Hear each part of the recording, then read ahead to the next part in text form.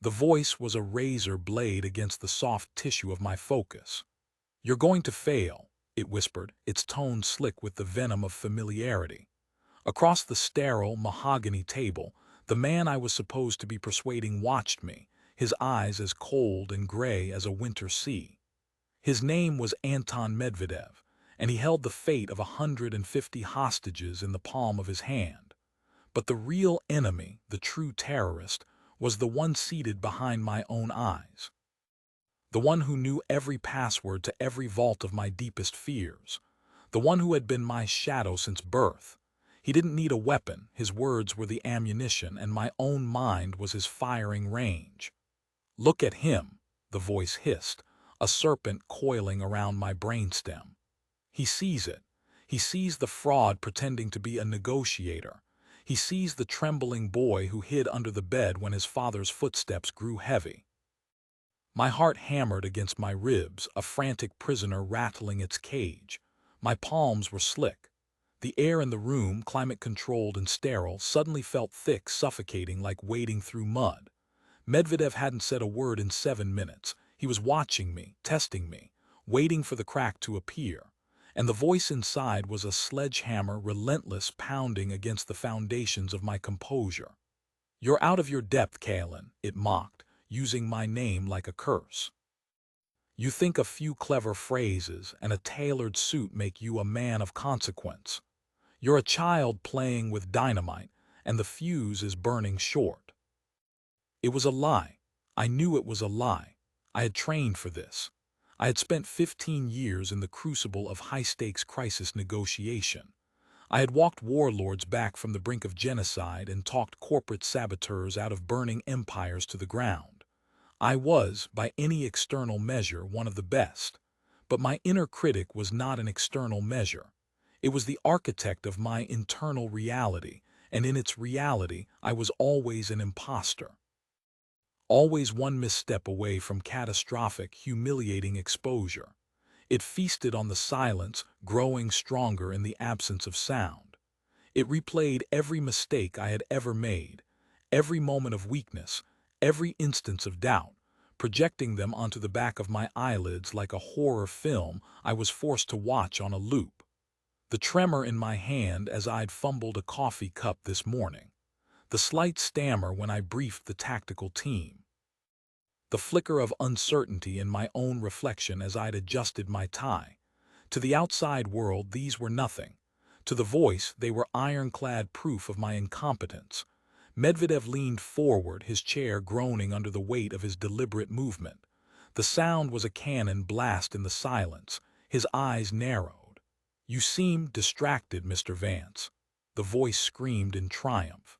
"He sees it's over, you've lost them. You've lost everyone."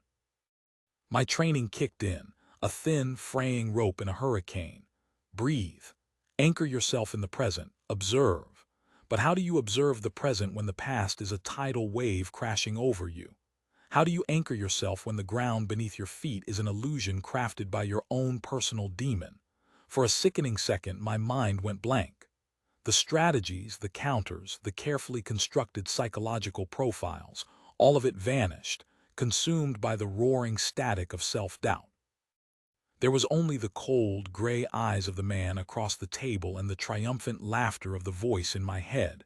This is it. This is the moment they all find out. The moment the mask slips and they see the pathetic child underneath.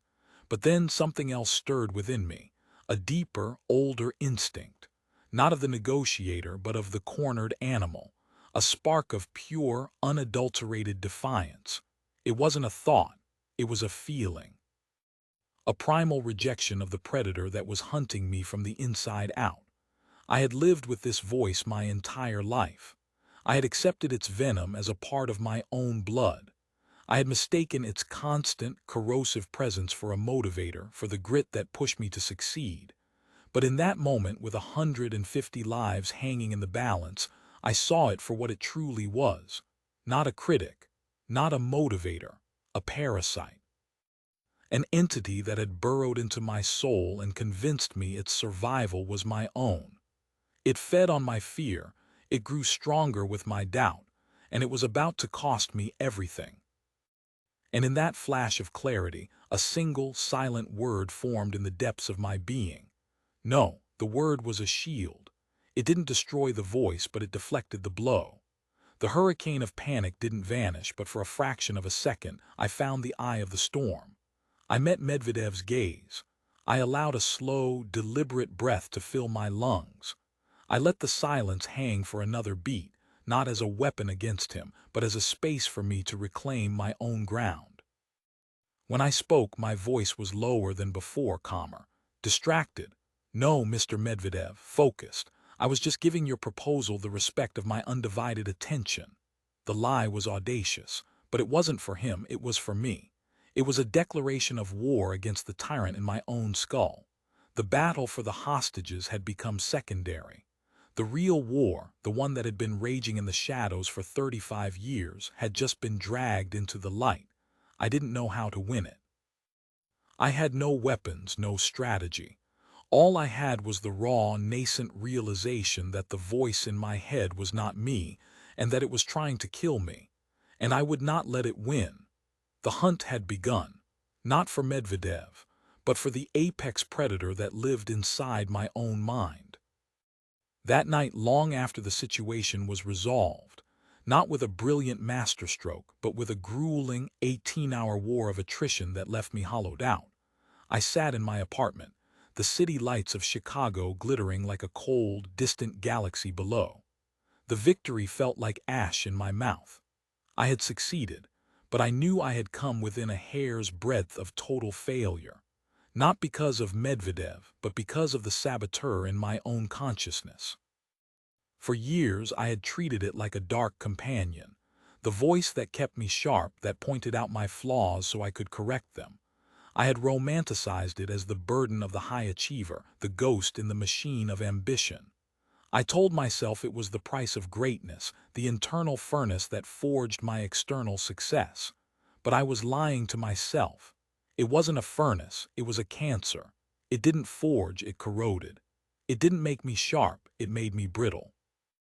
It was a phantom limb that ached with the pain of every past failure, real or imagined. And I was tired of the pain. I was tired of living like a guest in my own mind, constantly walking on eggshells, terrified of provoking the rage of its true master.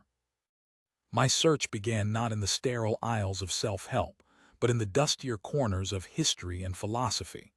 I was not looking for affirmations or positive thinking. That was like trying to put a bandage on a severed artery. I needed something more potent. I needed a weapon. I needed a philosophy forged not in quiet contemplation, but in the blood and chaos of the real world. A philosophy for warriors, for leaders, for men who had to make decisions with the weight of empires on their shoulders. And so I found the Stoics, not the modern, watered-down caricature of a stiff upper lip, but the raw, unyielding original source. I found Marcus Aurelius, the Roman emperor, writing in his tent on the cold frontiers of Germania, wrestling with the burden of power and the treachery of his own thoughts. I found Seneca, the statesman and advisor to the mad Emperor Nero, calmly dissecting the nature of anger, fear, and death while living under constant threat of execution. I found Epictetus, the man who was born a slave, whose leg was deliberately broken by his master, and who emerged not with bitterness, but with a philosophy of absolute inner freedom. These men were not peddling comfort, they were offering steel. They saw the human mind for what it was, a chaotic, untamed wilderness filled with predators both real and imagined. And they had created a system, a training regimen to turn a man from the hunted into the hunter.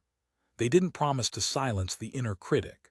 They offered something far more profound, a way to make it irrelevant, a way to starve it of its power, to strip it of its fangs, to turn its venom into an antidote. Their words were not gentle reassurances. They were battlefield commands for the soul. And as I read, late into the night, with the city's indifferent hum as my soundtrack, I realized I had not found a philosophy. I had found an arsenal, the tools to begin the most important negotiation of my life, the one to reclaim the territory of my own mind. And the first weapon I chose to forge was the most fundamental, the one that separated the predator's hunting ground from the barren wasteland of anxiety.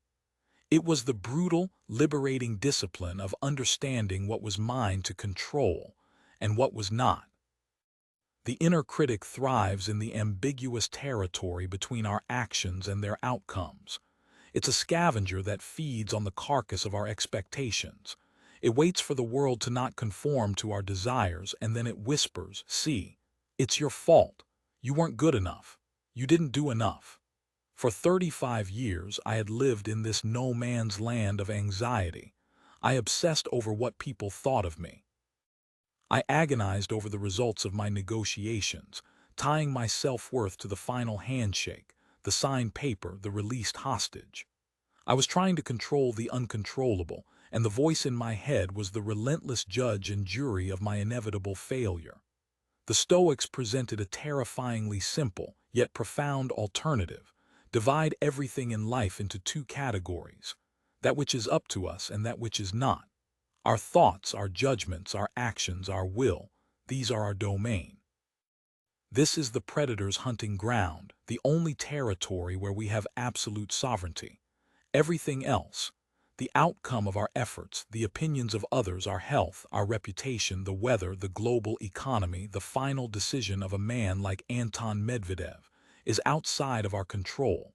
It is external, and to a predator, what is external is merely the landscape. It is the weather in which it hunts. The predator does not curse the rain, it uses it for cover. It does not rage against the wind, it uses it to mask its scent. This concept was not about apathy. It wasn't about not caring about the outcome. It was the exact opposite. It was about channeling every single ounce of my energy, my focus, and my will into the only sphere where it could make a difference: my own actions. My job was not to make Medvedev release the hostages. That was his decision, his will, his territory. To believe I could control it was the height of arrogance and the source of all my fear. My job was to be the most effective, disciplined, and clear-headed negotiator I could possibly be. My job was to prepare meticulously, to listen with absolute presence, to speak with precision and integrity, to manage my own emotional state, to perform my role to the peak of my ability. The outcome was a consequence of that performance, but it was not the performance itself. The voice in my head had always conflated the two. It had made me believe that if the outcome was bad, my actions must have been flawed. If I failed, it was because I was a failure. I decided to test this new weapon in the crucible of my daily life. It started small. I was caught in Chicago traffic, late for a crucial pre-briefing. The old Kalen would have been a storm of internal rage and anxiety. My hands would be clenched on the steering wheel, my jaw tight. The voice would have been screaming, "You're unprofessional, you're letting the team down. They're all there, waiting, judging you. You can't even manage your own time." It was a cascade of self-flagellation over a situation I had absolutely no control over. The traffic was not up to me, but my reaction was. Sitting in the gridlocked river of steel and red lights, I consciously practiced the dichotomy of control. I cannot control the cars in front of me. I can, however, control my breathing. I took a slow, deep breath. I cannot control the time. I can control my thoughts about the time. I acknowledge the anxiety, but I refuse to grant it sovereignty. I cannot control what my team will think when I arrive late, but I can control the call I am about to make to them. I picked up my phone, calmly explained the situation to my deputy, and began to go over my key points with him, turning dead time into productive time. The voice began to sputter. It had no fuel. My anger and anxiety were its oxygen, and I was deliberately cutting off the supply. When it tried to whisper, "They'll still think you're incompetent," I had a new response, forged in the wisdom of Epictetus. "Their opinion of me is not my business. My business is to handle this situation with professionalism and calm." I arrived at the meeting 20 minutes late. The world had not ended. The team was waiting, yes, but they were professionals. They understood. I walked in, apologized once for my tardiness, and then immediately, with absolute focus, led the briefing. My mind was clear, unburdened by the ghost of a traffic jam. I had refused to let an external event dictate my internal state. It was a small victory, but it felt monumental. I had taken a sliver of territory back from the enemy. The real test came a few weeks later. We were handling a corporate extraction in a politically unstable region of South America. An executive from a mining company had been taken by a local paramilitary group. The situation was volatile, the demands shifting, the lines of communication unreliable. It was a negotiator's nightmare. The voice was in paradise. It had an endless buffet of uncertainty to feast on. Every dropped call, every new demand, every scrap of conflicting intelligence was, to the voice, proof of my impending failure. "You've misread them," it would sneer after a tense call. That pause before he answered, that was contempt. They're playing you for a fool. During a 24-hour period where all communication was cut off, the voice was a symphony of doom. "He's probably dead already, and it's your fault. You pushed too hard in the last exchange. You were too arrogant. You should have listened to the regional analyst. Now a man is dead because of your ego." The old me would have been consumed. I would have paced my hotel room like a caged tiger, replaying every conversation, second-guessing every decision, drowning in a sea of what-ifs. I would have been exhausted, frayed, and mentally compromised long before the kidnappers even re-established contact. But now I had a weapon. In the suffocating silence of that hotel room, thousands of miles from home, I drew the line. What is up to me? My analysis of the situation based on the available, albeit incomplete, information, my preparation for a dozen different potential scenarios, my management of my team's morale and focus, my own physical and mental readiness. What is not up to me? Whether the kidnappers decide to make contact, the political stability of the country, the health and safety of the hostage at this very moment, the weather that might be affecting their satellite phone. My job was not to control the storm. It was to be the calmest, most prepared captain of my own ship in the middle of it. So I drilled my team. We wargamed every conceivable scenario. I ate a proper meal. I forced myself to sleep for a solid 4 hours. And when the voice began its litany of fear, I met it with a cold, simple logic. Is this thought about something I can control? If the answer was no, I would acknowledge the thought, as one might acknowledge a passing cloud, and then deliberately return my focus to the task at hand, reviewing my notes, refining a strategy, cleaning my glasses. I was not suppressing the fear. I was rendering it impotent by refusing to engage with it on its chosen battlefield. I was forcing the fight onto my own territory, the realm of my deliberate, focused action. When the call finally came in the dead of night, my mind was sharp. My voice was calm. I was not reacting from a place of sleep-deprived, anxiety-riddled panic. I was present. I listened. I heard the subtle shift in the lead kidnapper's tone, the tremor of desperation that the voice of my own fear would have drowned out before. I recognized it for what it was, an opportunity. I had starved my inner critic, and in doing so, I had sharpened my senses. The negotiation turned on that single moment of clarity. The executive was released 12 hours later. As I sat on the flight home, the exhaustion was profound, but it was a clean exhaustion. It was the weariness of the warrior after the battle, not the toxic fatigue of the worrier. For the first time, I could separate my performance from the result. I had performed my duties with excellence. The result happened to be a success, and I was grateful for that.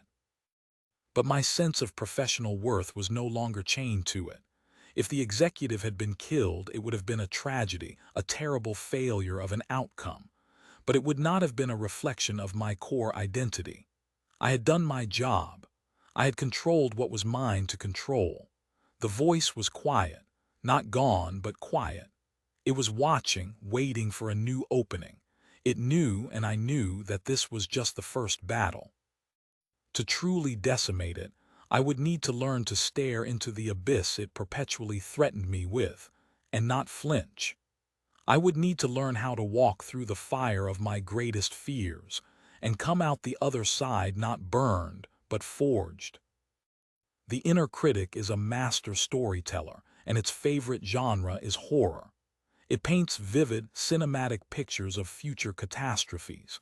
It directs and produces sprawling epics of humiliation, failure, and destitution.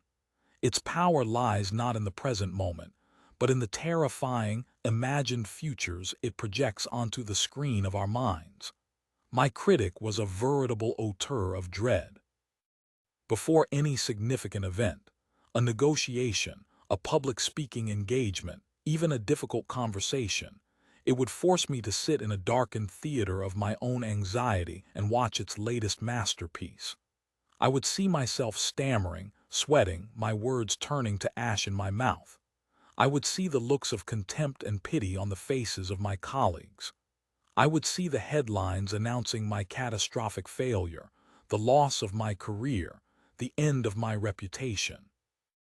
These were not just thoughts, they were full sensory experiences. My heart would race, my palms would sweat, my stomach would clench as if the imagined events were happening in reality. The voice would provide the chilling narration. This is what's coming. This is the truth.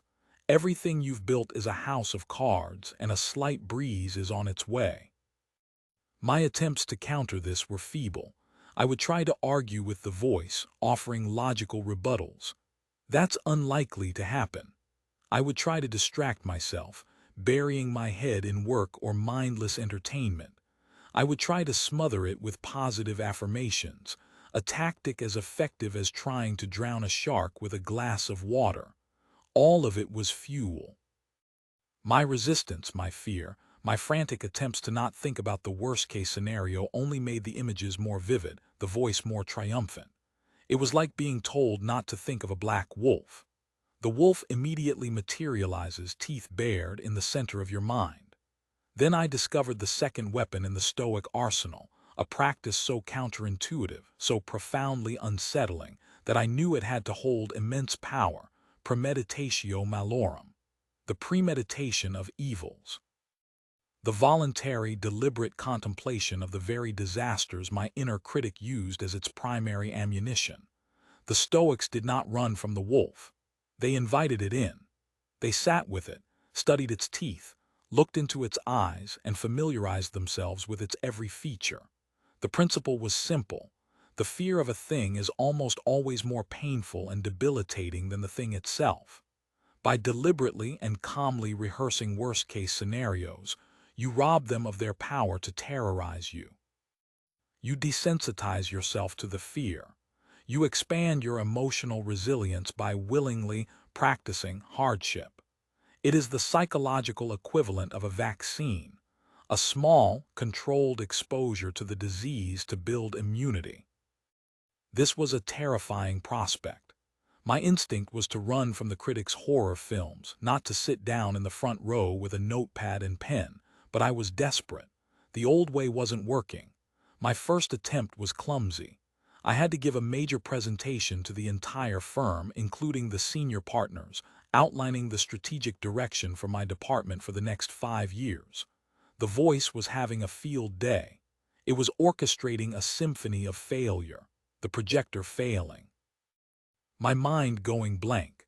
A senior partner asking a question I couldn't answer, exposing me as an intellectual fraud. The slow, awkward silence as my career imploded in real time. The fear was a physical presence, a cold knot in my gut. So I tried the exercise. I sat in my quiet apartment, closed my eyes, and instead of pushing the images away, I pulled them closer. I didn't just glance at the worst-case scenario. I stepped inside it. Okay, so I stand up to speak and my mind is a perfect, serene blank. The 100 faces in the room stare at me, waiting. The silence stretches. I can feel the heat rising in my face. The voice is screaming, "I told you, you're a fraud. What happens next? I stammer an apology. I look down at my notes, but the words are just black squiggles on a white page. My deputy has to step in and take over. It's a professional catastrophe. I am utterly, publicly humiliated. After the presentation, people avoid my eyes. I hear the whispers. I get called into the managing partner's office. He looks at me not with anger, but with a soul-crushing disappointment. He tells me he's putting my deputy in charge of the department, effective immediately. I have to pack up my office. I'm fired. I lose my income. I can't pay my mortgage. I have to sell my apartment. My professional reputation is shattered. No other firm will hire me. I end up taking a menial job, crushed by the weight of what I've lost. I am a failure. I didn't stop there. I went all the way to the bottom. I let the voice do its absolute worst. I felt the shame. I felt the fear of poverty. I felt the crushing weight of irrelevance. I lived in that imagined hell for a full 10 minutes. And then when the voice had exhausted its ammunition, a strange thing happened. A quiet question surfaced from the depths. And then what? Would I die? Would I be homeless? Unlikely. I have savings. I have skills. I could freelance. I could consult. I could teach. It would be a monumental setback. It would be deeply painful and humbling. But would it be the end of my existence? No, I would survive. My friends would still be my friends. My family would still be my family. The sun would still rise. In that moment, the monster lost its fangs. The worst-case scenario, when examined in the calm, cold light of reason, was not a soul-destroying apocalypse. It was just a very, very bad outcome. One that I could, if I had to, endure and overcome. I had stared into the abyss, and the abyss had stared back, and I had realized it was just a dark room. I began to practice this regularly, turning it into a mental ritual. Before a difficult negotiation, I would spend time imagining it failing completely. The hostage-takers cutting off communication, a botched rescue attempt. I would imagine having to face the grieving families. I would imagine the media backlash. I would feel the weight of that failure, and I would ask myself, how would I bear this? How would I move forward? This practice did two things. First, it inoculated me against the fear of failure. When the voice would later try to threaten me with these scenarios in the heat of the moment, they had lost their sting. I had already visited that dark future, and I knew I could survive it. The threat became hollow. The critic was a horror director whose best monster had been revealed to be a man in a rubber suit. Second, and more practically, it often revealed genuine flaws in my planning. By contemplating the ways things could go catastrophically wrong, I could often identify weak points and put contingencies in place. Imagining my mind going blank during the presentation prompted me to create a better set of note cards. Imagining a negotiation failing because of a cultural misunderstanding prompted me to spend an extra 2 hours studying the socio-political background of the group I was dealing with. The premeditation of evil became a tool for profound strategic advantage. The ultimate trial of this weapon came during a situation involving a deeply disturbed individual who had taken his estranged family hostage. He wasn't a political actor or a criminal demanding money. He was a man in immense pain, on the edge of a psychotic break, and he was completely unpredictable. The voice in my head was certain of the outcome. There's no logic here, Kalen. You can't negotiate with chaos. This will end in tragedy, and you will have to carry that for the rest of your life. You will hear the screams in your sleep. The threat was more potent than ever because it felt so plausible. The night before the final, critical phase of the negotiation, I sat in my command post. The air was thick with the smell of stale coffee and tension. I closed my eyes and I went there. I imagined the worst. I imagined the sound of gunfire over the open line. I imagined the tactical team breaking down the door too late. I imagined the faces of the officers, streaked with grief and failure. I imagined the unbearable weight of the silence that would follow. I let the wave of horror and self-recrimination wash over me. I allowed myself to feel the full, crushing force of that potential reality. I let the inner critic scream its accusations until it was hoarse. And in the silence that followed the internal storm, there was a single clear thought. If the worst happens, it happens. But right now, my job is to use every second I have to prevent it. My job is to focus on what I can control, my next words. When I opened my eyes, the fear had not vanished, but it had been transformed. It was no longer a paralyzing fog. It was a cold, clear, motivating force. I had faced the monster in my mind, and I was still standing. I picked up the headset. My hand was steady. My voice was calm. I had walked through the fire, and it had not consumed me. I was ready to speak to the man on the other end of the line, not as someone terrified of the future, but as someone who had already made peace with the worst it could offer. I had stripped the inner critic of its most powerful weapon, the terror of the unknown. And in its place, I was beginning to build something new, something the voice could not comprehend. An acceptance, even a love, for whatever fate had in store. A power that came not from avoiding struggle, but from embracing it as the very fuel of my existence. The inner critic is a master of conditional happiness. It builds a fragile prison of if-onlys. If only you get that promotion, then you'll have proven your worth. If only you close this deal, then you can relax. If only you don't make a mistake, then you can feel good about yourself. It creates a world where peace and self-worth are always just beyond the next achievement, the next victory. My entire life had been a frantic race to appease this internal taskmaster. I chased success not for the joy of it, but for the fleeting moment of silence it might buy me from the voice's relentless condemnation. Every achievement was a temporary ceasefire in a war that never ended. And every setback, every failure, every obstacle was weaponized by the critic. It would hold up the difficulty as proof of my inadequacy. See, a truly competent person wouldn't find this so hard. The universe itself is showing you that you don't belong here.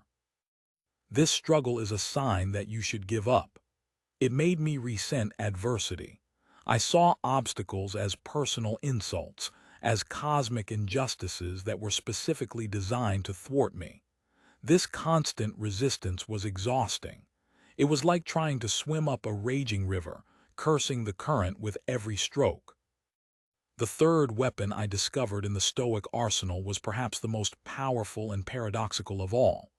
It was a concept encapsulated in two Latin words, amor fati, love of fate. It was not a passive acceptance or a grim resignation to one's lot in life. It was an active, joyful, and enthusiastic embrace of everything that happens. Everything. The good, the bad, the ugly. The victories, the defeats, the betrayals, the struggles.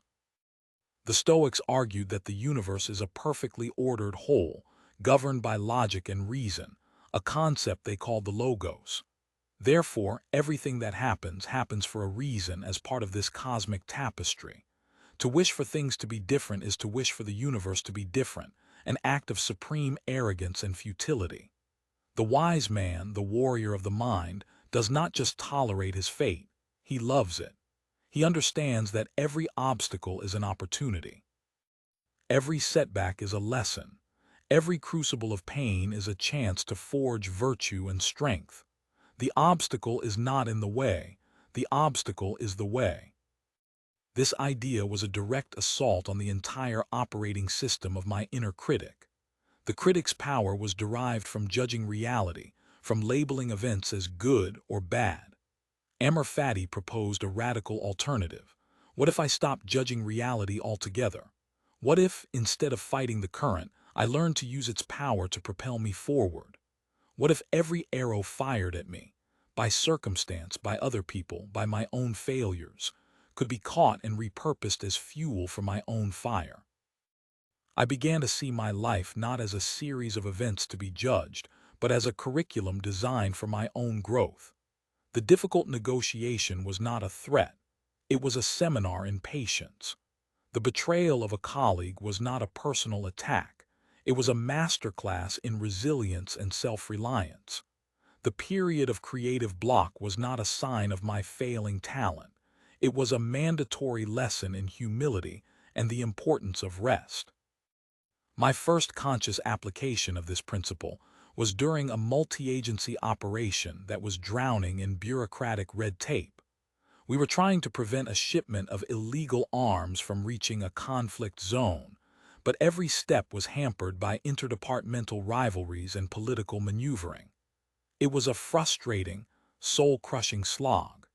The old Kalen would have been incandescent with rage.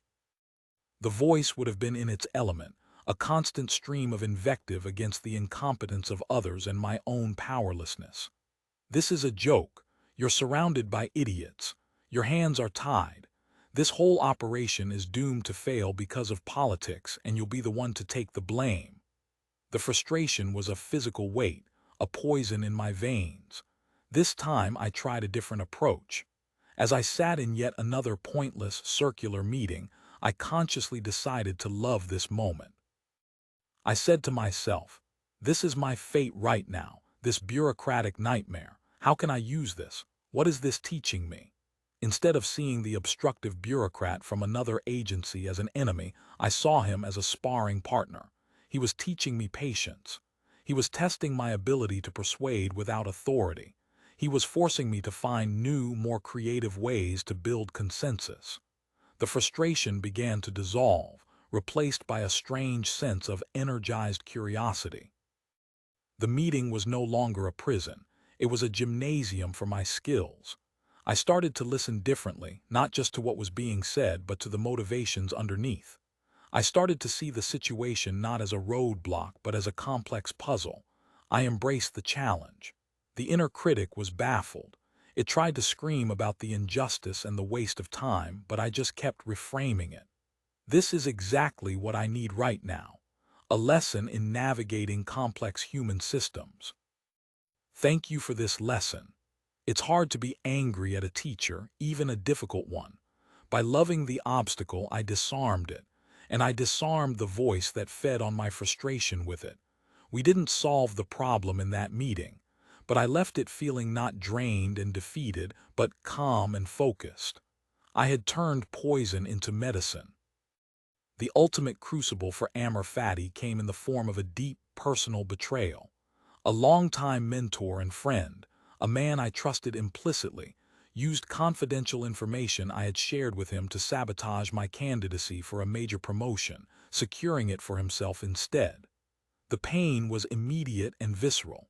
It was a knife in the back from a direction I never thought to guard, and the voice, my inner critic, descended like a vulture on a fresh kill.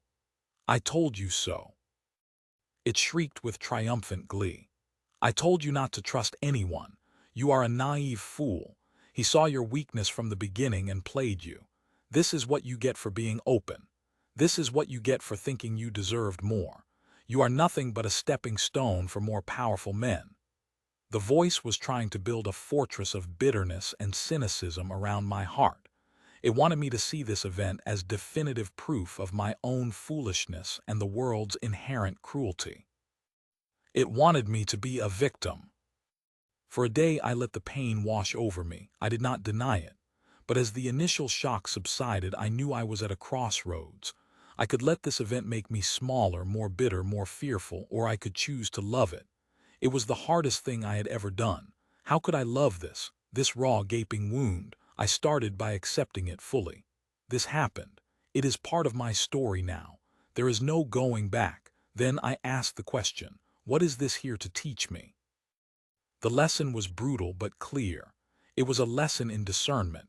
I had been too trusting, too eager for approval. This event, as painful as it was, had cauterized that naivety.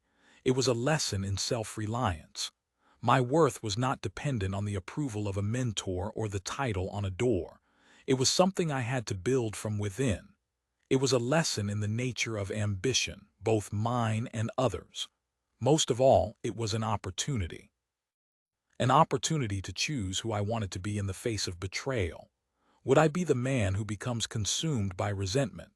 Or would I be the man who transmutes his pain into wisdom? I chose the latter. I chose to love the man who betrayed me, not as a friend, but as a teacher who had delivered the most painful and necessary lesson of my life. I chose to love the pain itself, as the fire that was burning away my weakness. This was the true power of the apex predator. A predator does not complain about the harshness of the winter. It does not resent the strength of its prey. It accepts the reality of the ecosystem and adapts to become the most effective version of itself within it. It uses every element of its environment to its advantage. By embracing amor fati, I was learning to do the same with the ecosystem of my life.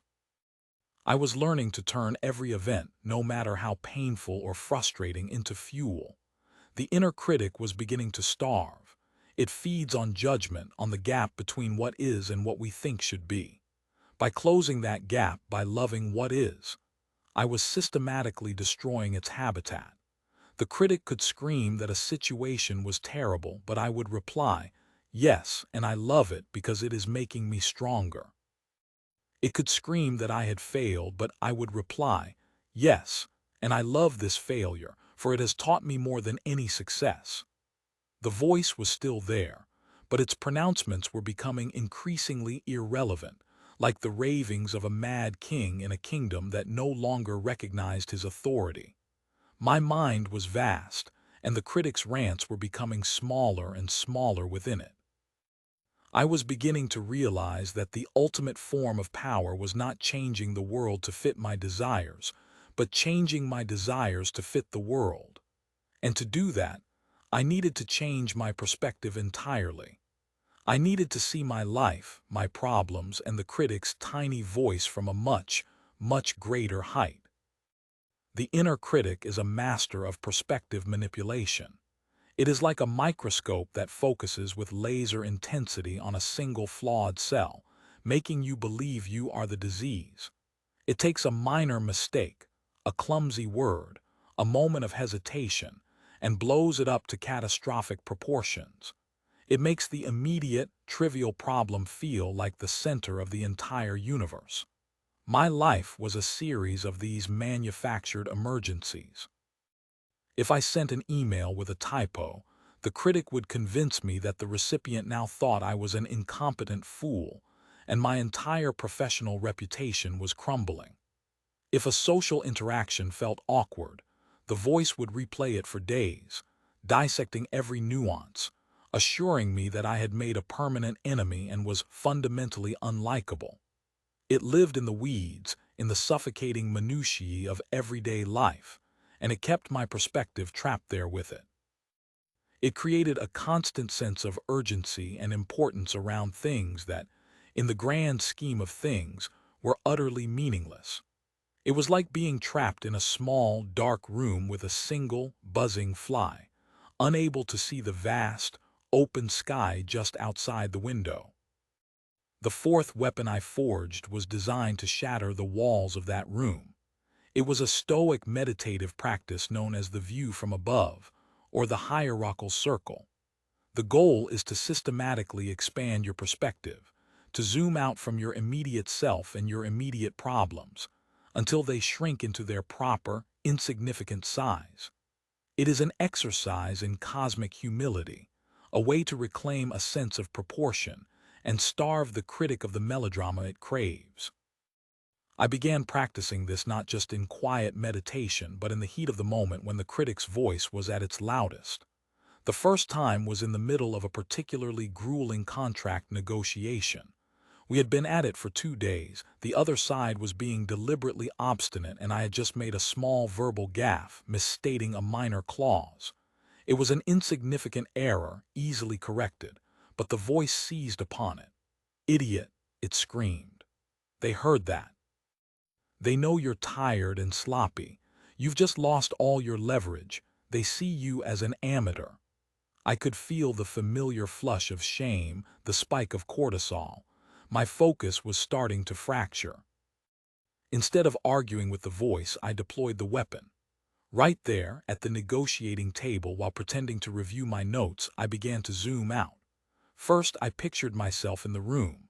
Kalen Vance, a man in a suit, sitting at a polished table. Then I zoomed out to see the entire building, a glass and steel tower in the heart of downtown Chicago. I saw the thousands of other people in the building, each with their own dramas, their own struggles, their own negotiations. My gaff suddenly felt a little smaller. Then I pulled the perspective back further.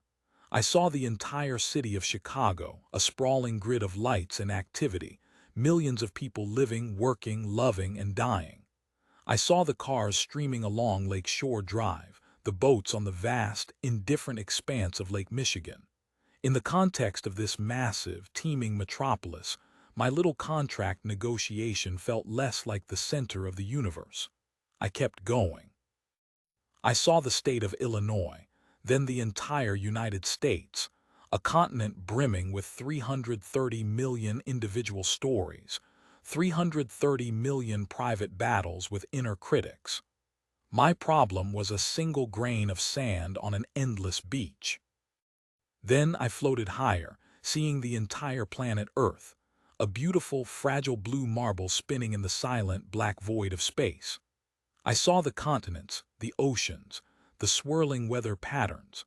I saw the thin, almost invisible film of the atmosphere that separates all of human history from the cold, lethal vacuum of the cosmos. All of our wars, our art, our love, our hatred, our ambitions, our failures, played out on this tiny, insignificant stage.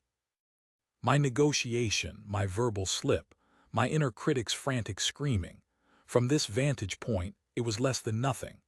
It was a subatomic particle of dust in an infinite void. Finally, I went all the way out. I saw the solar system, our sun just one of billions of stars in the Milky Way galaxy. And I saw our galaxy as just one of hundreds of billions of galaxies, swirling like cosmic dust motes in the unimaginable vastness of space-time. I floated there in the silent, eternal, awe-inspiring majesty of the cosmos, and I listened for the voice of my inner critic. And there was only silence. Its shrill, panicked screams could not travel in the vacuum of that immense perspective. Its concerns seemed so laughably, ridiculously small. What is a contractual clause when set against a supernova? What is the opinion of the man across the table when measured against the lifespan of a star? I held that perspective for a few seconds longer, and then I slowly began to zoom back in. Back to the galaxy, the solar system, the Earth, the continent, the city, the building. And finally back to the room, to myself, Kalen Vance, a man in a suit at a table. But when I arrived back, something had fundamentally changed. The room felt different. The tension was still there, but it no longer had a hold on me. The voice was gone. My shame over the gaffe had evaporated. It was simply a minor error to be corrected. I looked at the man across the table, not as an adversary in a life-or-death struggle, but as another human being, another speck of dust on a spinning rock, playing out his own small part in the cosmic drama. A wave of calm washed over me. I had not solved the problem of the negotiation, but I had annihilated the problem of my internal state. I picked up my pen, smiled calmly, and said, "My apologies, gentlemen. Let me correct a statement I made a moment ago. I misspoke on Clause 7b. It should read as follows." I spoke with a quiet authority that had been absent moments before. It was the authority of perspective. The view from above became my emergency escape hatch from the prison of the critic. Whenever it would trap me in the microscope of a single failure or fear, I would pull the zoom lever. Awkward conversation at a party. I would picture the party as a single blinking light on a map of the world.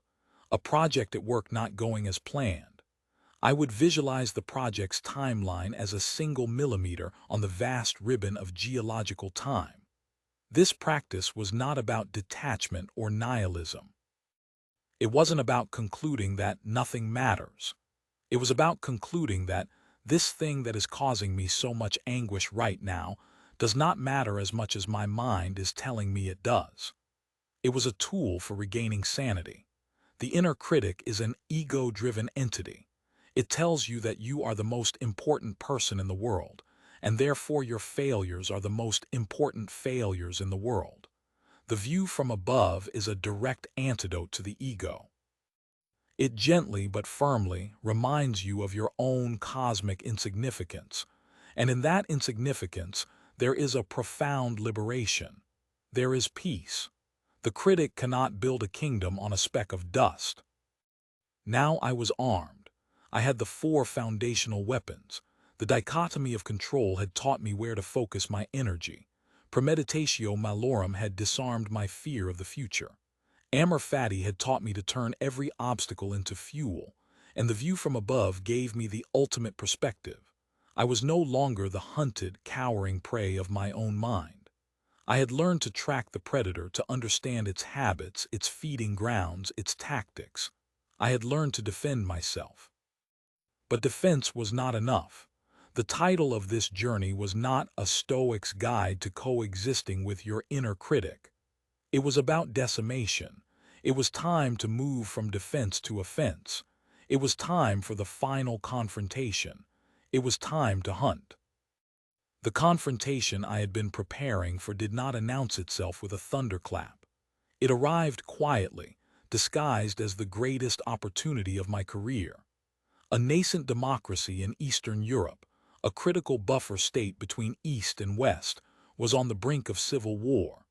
The democratically elected government and a powerful, nationalist faction backed by a neighboring superpower were locked in a standoff. Tensions were at a knife's edge. A single spark could ignite a conflict that would destabilize the entire region. My firm was called in, not by either side but by a council of neutral international observers to facilitate a last-ditch series of talks. This was not a negotiation over a contract or a handful of hostages. This was a negotiation for peace itself, with the lives of millions hanging in the balance. The moment I received the briefing, I felt a familiar, cold dread, and I heard the voice. It wasn't a whisper this time. It was a calm, certain, and utterly chilling pronouncement. This is the one that breaks you. It had been waiting for this. All my training, all my stoic weapons, it viewed them as little games I had been playing to delude myself. Now the real test had come, and it was certain I would fail. Over the next week of intense preparation, the voice was a constant, insidious presence. It didn't scream, it reasoned. It used my own logic against me. "The stakes are too high, Callan," it would say calmly as I studied geopolitical maps. "One wrong word from you and cities burn. Are you really arrogant enough to believe you can carry that weight?" As I profiled the leaders I would be meeting, a grizzled, idealistic president and a charismatic, ruthless former general, the voice would analyze them with me. "Look at their eyes. These are not men who compromise. They are forces of history. And you are just a man in a room. You are bringing a pen to a gunfight." It was a masterfully subtle campaign of psychological warfare. It was no longer just attacking my weaknesses. It was attacking my strengths. It was trying to turn my sense of responsibility into a paralyzing burden, my meticulous preparation into a testament to the scale of my inevitable failure. The old me would have been shattered by this. I would have arrived at the summit a nervous wreck, hollowed out by anxiety before the talks even began. But this time was different. I recognized the tactic.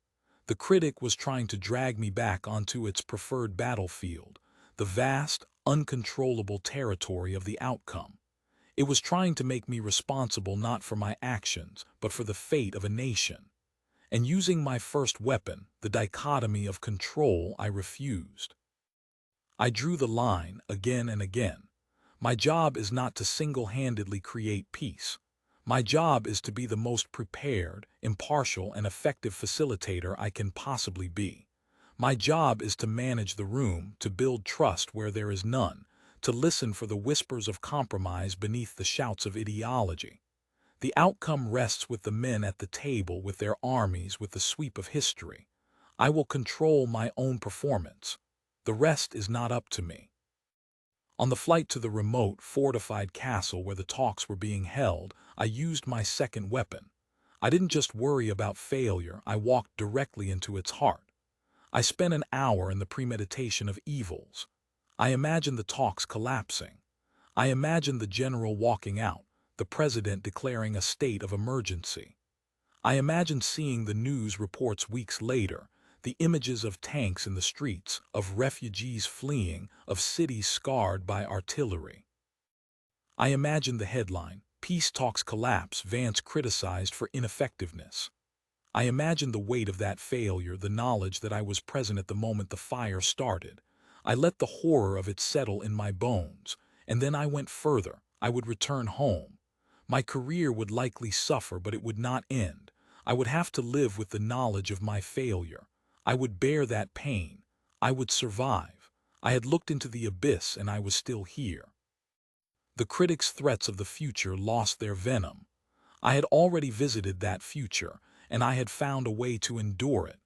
The fear remained, but the terror was gone. The talks began in a room heavy with 1,000 years of history and a palpable modern hatred.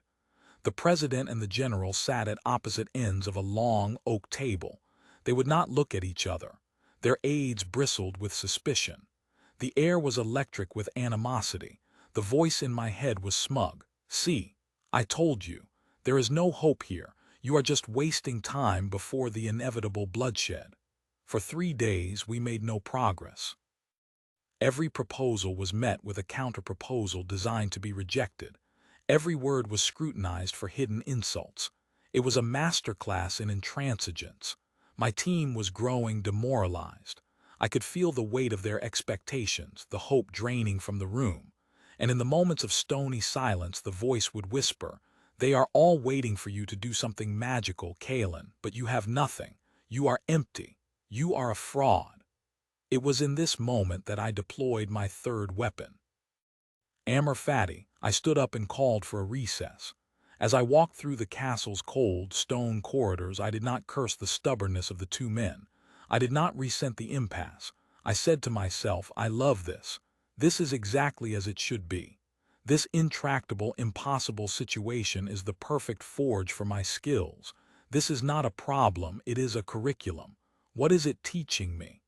It was teaching me that direct, logical negotiation was failing.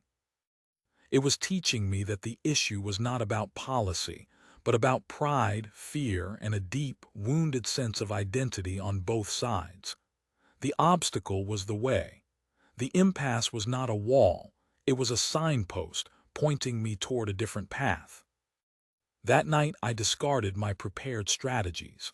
I realized I had been trying to negotiate with their minds, but the problem was in their hearts. When we reconvened the next morning, I did not bring up the latest territorial dispute. Instead, I began to speak about my own failures. I spoke of a time early in my career when my own ego and arrogance had led to a disastrous outcome. I didn't do it as a calculated trick.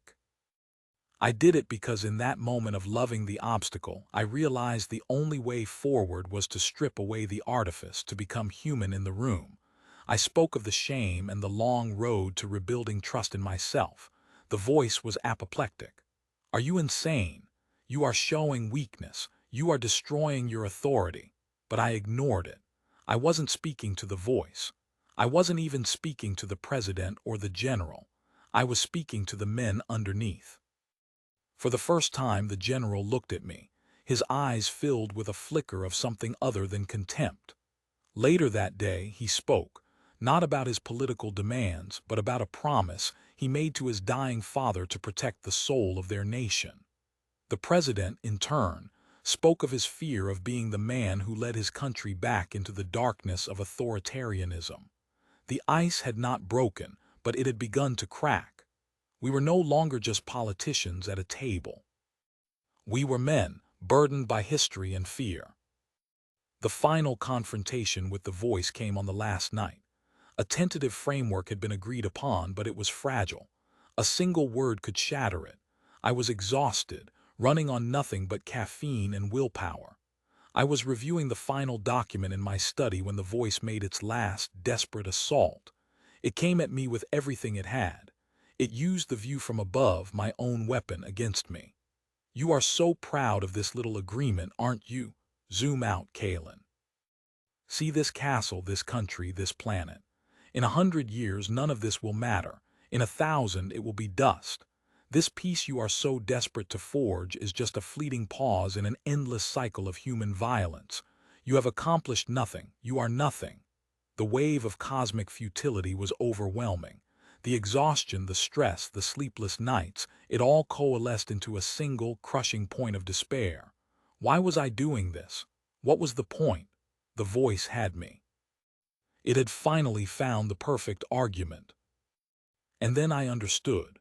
The decimation of the inner critic was not a single, violent act. It was not a moment of glorious, cinematic victory. It was a choice. A calm, quiet, deliberate choice. I looked at the document. I thought of the faces of the people in the capital city, the hope mixed with fear, and I made the choice. I did not argue with the voice. I did not fight it. I did not engage it at all. I simply acknowledged its presence and then I let it go. I accepted its premise. Yes, in the grand scheme of the cosmos, this might be insignificant, but I am not the cosmos. I am a man in a room with a job to do, and my job, my chosen purpose, is to operate with integrity and skill in my own tiny sphere of influence. My purpose is not to change the universe. It is to do my part right here, right now, to the best of my ability. The critic was waiting for a fight, for an emotional reaction, for a surge of despair or anger. That was its food. And I gave it nothing. I gave it a calm, focused silence. I turned my attention back to the document, to the placement of a comma, to the wording of a single, critical phrase. I chose to focus on what I could control. My action, my duty. The voice was stunned. It had fired its most powerful weapon and I had not even flinched. It tried again, whispering about the fragility of the peace, the likelihood of it failing. But the words had no purchase. I just kept working. Starved of my attention, my fear, my emotional energy, the voice began to wither. It didn't die in a scream. It faded. It became what it always was, just a stream of thoughts, a pattern of neural firing in my brain, as meaningless as the sound of the wind outside the castle walls. I had not killed it. I had simply ceased to believe in its authority. I had ceased to grant it an audience. I had decimated its power by rendering it irrelevant. The next morning, the treaty was signed. As I watched the two men, who had been mortal enemies a week ago, shake hands, I felt not a surge of triumph or ego, but a quiet, profound sense of peace. The real peace treaty had been signed the night before, not on a piece of paper, but in the silent territory of my own mind. I am the apex predator now, not because I am aggressive or ruthless or loud, but because my own mind is my territory. I move through my own internal landscape with a quiet confidence. The voice of the inner critic is still there sometimes. I hear it on the edges of my perception, a distant, familiar echo. It is the ghost of the animal that once hunted me. Sometimes, when I am tired or under immense stress, it tries to get closer. It whispers an old insult, an old fear. But it no longer has the power to command me. I see it for what it is, a phantom, a story I no longer choose to believe. I have starved it of its power and I have fed a different wolf. The wolf of discipline, of reason, of perspective, of purpose. The transformation is not about becoming invincible. It is about becoming resilient. It is not about silencing the storm within, but about becoming the calm, unshakable eye of the storm. That voice you hear, the one that tells you you are not good enough, that you are an imposter, that your failures are a true measure of your worth, that voice is not you. It is a parasite that has been feeding on your fear for your entire life. It is the ghost of past pains and future anxieties, and you do not have to live under its tyranny for one more day. The weapons to defeat it are not complex. They are ancient, forged in the fires of real-world adversity by men who understood the nature of the human mind. Learn to distinguish what is in your control from what is not, and you will reclaim your focus. Learn to walk willingly into your greatest fears, and you will rob them of their power to terrorize you. Learn to love your fate, to embrace every obstacle as a lesson, and you will turn every poison into a source of strength. Learn to see your struggles from the perspective of the stars, and you will find the peace that comes with humility. This is not a battle you can win overnight. It is a practice. It is a daily training of the mind. It is a hunt, and you are the hunter. The prey is the illusion that you are not in command of your own soul. Today you begin to reclaim your territory. Today you begin to starve the beast. Let us know in the comments which weapon you will forge first. What fear will you choose to walk towards? What obstacle will you choose to love? You are not alone on this hunt. We are a legion of minds reclaiming our sovereignty. Welcome to the Chronicle. Now go and hunt.